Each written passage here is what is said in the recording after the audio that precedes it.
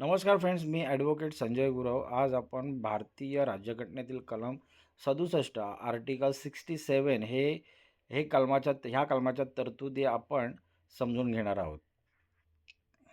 भारतीय राज्यघटनेतील कलम 67 हे उपराष्ट्रपतींच्या कार्यकाळाशी आणि त्यांना पदावरून दूर करण्याच्या प्रक्रियेविषयी माहिती देते.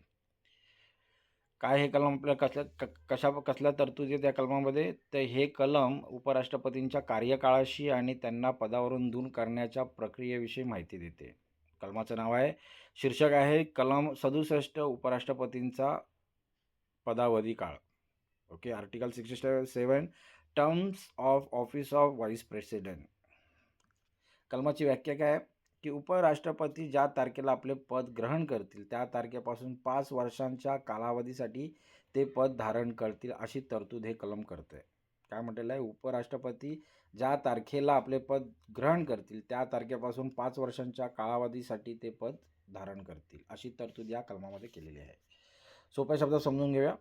या कलमाचे मुख्य 3 भाग आहेत: कालावधी, राजीनामा आणि पदच्युती, हकालपट्टी. म्हणजे कालावधी काय आहे? तर राष्ट्रपतींचा सामान्य कार्यकाळ हा 5 वर्षांचा असतो. पुढे राजीनामा.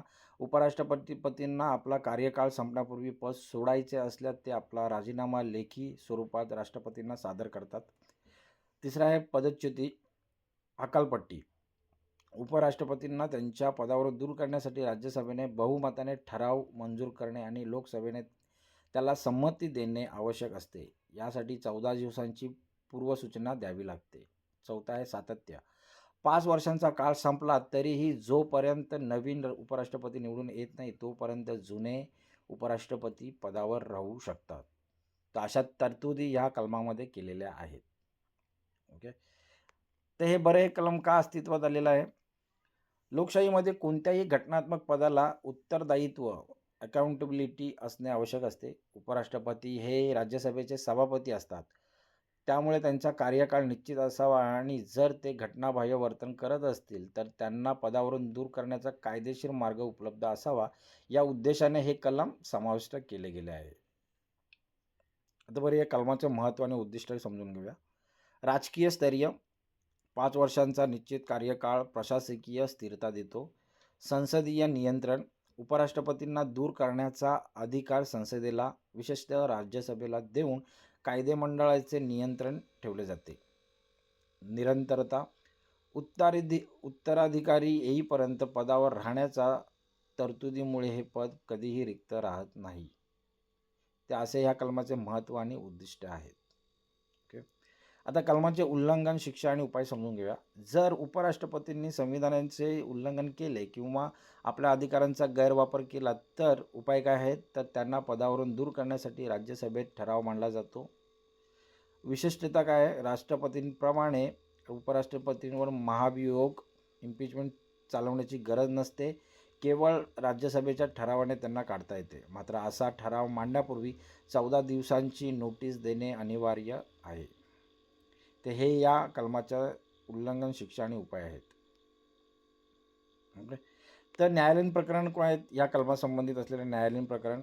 उपराष्ट्रपतींच्या पदच्युतीबाबत आत्तापर्यंत कोणताही पेच निर्माण झालेला नाही, कारण भारताच्या इतिहासात आत्तापर्यंत एकाही उपराष्ट्रपतींना या प्रक्रियेद्वारे पदावरून काढले गेलेले नाही आहे. तथापि निवडणुकीशी संबंधित वादांवर सर्वोच्च न्यायालयाने अनेकदा कलम 71 अंतर्गत निर्णय दिलेले आहेत. तर हे या कलमासंबंध असलेले न्यायालयीन प्रकरण आहेत, न्यायालयीन माहिती आहे. ओके. तर पुढे ह्या कलमासंबंधित असलेले सांविधानिक कलमे आणि इतर कायदे काय ते समजून घेऊया. कलम 63 भारताचा एक उपराष्ट्रपती असेल. कलम 66 उपराष्ट्रपतींची निवडणूक प्रक्रिया. कलम 68 उपराष्ट्रपतींच्या पदाची रिक्त जागा भरण्यासाठी निवडणूक घेण्याची वेळ. कलम 71 निवडणूक वादांबाबत सर्वोच्च न्यायालयाचा अधिकार. ते हे काही सांविधानिक संबंधित या कलमाच्या संबंधित असलेले सांविधानिक कलमे आहेत. या कलमाची समीक्षा कशी करता येईल? सकारात्मक बाजू. उपराष्ट्रपतींना दूर करण्याची प्रक्रिया राष्ट्रपतींच्या महाभियोगापेक्षा तुलनेने सोपी आहे, ज्यामुळे राज्यसभेचा त्यांच्यावर सभापतींवर वचक राहतो. नकारात्मक बाजू.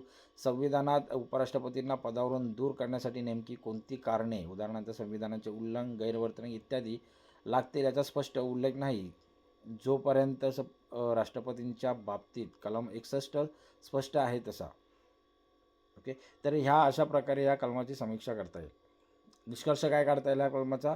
कलम 67 हे उपराष्ट्रपती पदाची प्रतिष्ठा आणि उत्तरदायित्व यांचा समतोल राखते. 5 वर्षांचा कार्यकाळ आणि संसदेद्वारे पदच्युतीची तरतूद हे सुनिश्चित करते की देशाचे दुसरे सर्वोच्च पद हे संविधानाच्या मर्यादेत राहूनच कार्य करेल.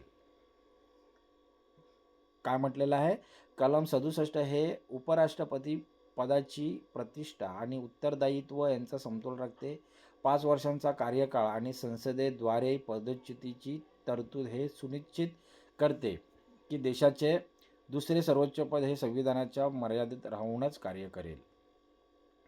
तर मित्र, आज आपण भारतीय संविधानातील कलम 67 या कलमाच्या तरतुदी आपण चांगल्या प्रकारे साध्या सरळ सोप्या भाषेमध्ये समजून घेतलेल्या आहेत.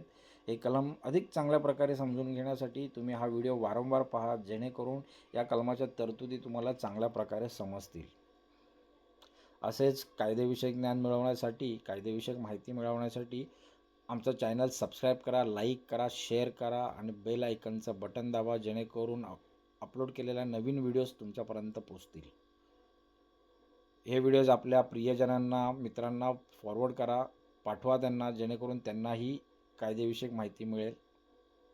ओके, तर आज आपण इथेच थांबूया. धन्यवाद.